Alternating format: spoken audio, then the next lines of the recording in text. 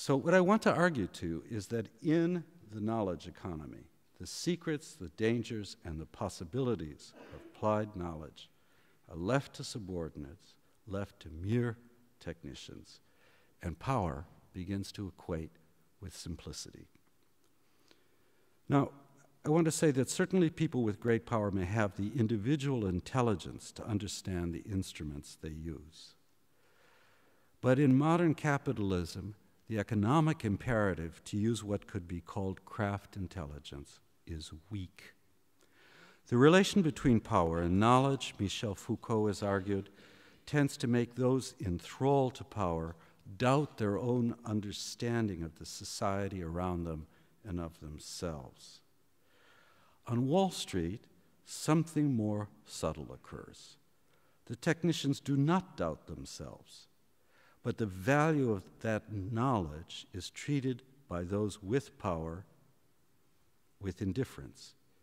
It's a resource to be used without being understood. The large sociological issue here, then, is the inverse relationship between competence and hierarchy.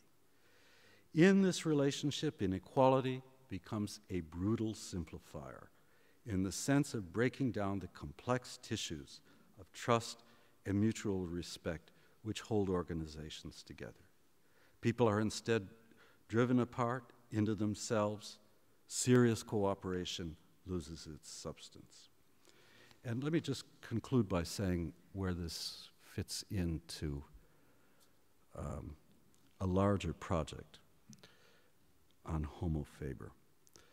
Our interviews of financial technicians and the studies have done of online cooperation form part of a larger exploration of Homo faber, man or woman, as a skilled maker, and I've been engaged in this for a long time. There's a vital connection between old-fashioned artisanal handwork and modern technologies which rely on computerized calculation or communication. Innovation either tends to occur in either of these domains, whether it's handwork or whether it's advanced programming. Innovation tends to occur bottom-up rather than top-down. Google did its breakthrough work on search engines when it was still a small company. In financial services, as Gillian Tett has shown, the creators of the modern technological instruments, which descend from SIVs, these are structured investment vehicles, were a small group of people within JP Morgan who fully understood what each other were doing. Bottom-up innovation today, as in old-fashioned artisanal work, relies on the master having once been an apprentice and then a journeyman. But today, this kind of process of hands-on understanding can be, and indeed has been, aborted. That is to say, people don't move up the ranks from being apprentices to journeymen to masters. And that's a long story in itself. If the results are obvious in financial services, they are equally clear in Google Wave's fabrication. The engineers in what had become by 2009 the giant corporation of Google did not have hands-on experience of lateral cooperation, or at least their programming showed little evidence of understanding how this cooperation occurs concretely. The conditions under which a person becomes a homo faber bring us back to Burckhardt's paradox. In our own time, the paradox has two parts. One half consists of ideas about cooperation which are more crude and more rigid than are our capacities to work together in complex ways. The other half consists of the institutional shaping of this failure of imagination. Institutional inequality discourages people from using the capacity for complex interaction by reversing the relations of power and knowledge. The elements of technology at our disposal are increasingly rich. The materiality of modern civilization is ever more complex. Sociable use of this technological and material wealth is poor.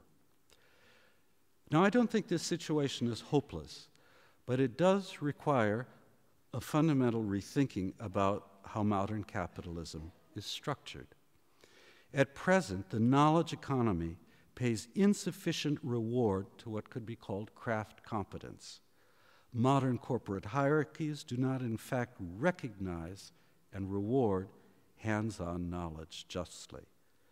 They should do so to mitigate the silo effect. But this recognition would mean rethinking the hierarchical structure of the knowledge-based economy. I want to conclude by saying that craft competence is an experimental as well as an operational process.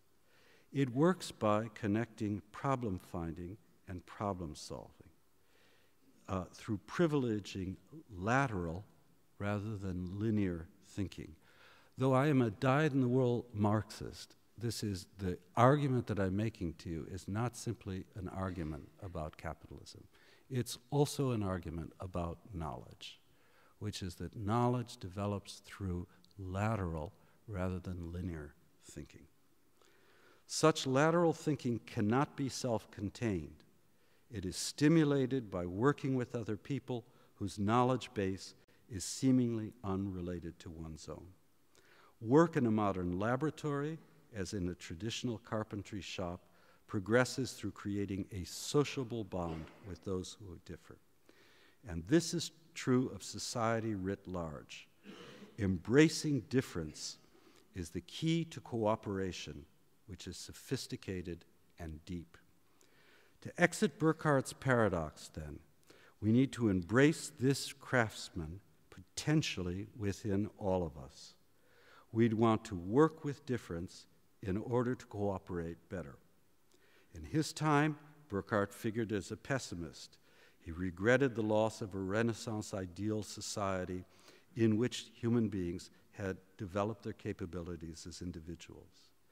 Today, a more social view of capabilities might lead us to be more combative, challenging the formulas of knowledge and power which capitalism has constructed arbitrarily in pursuit of inequality, diminishing our capacity for complexity. Thank you very much.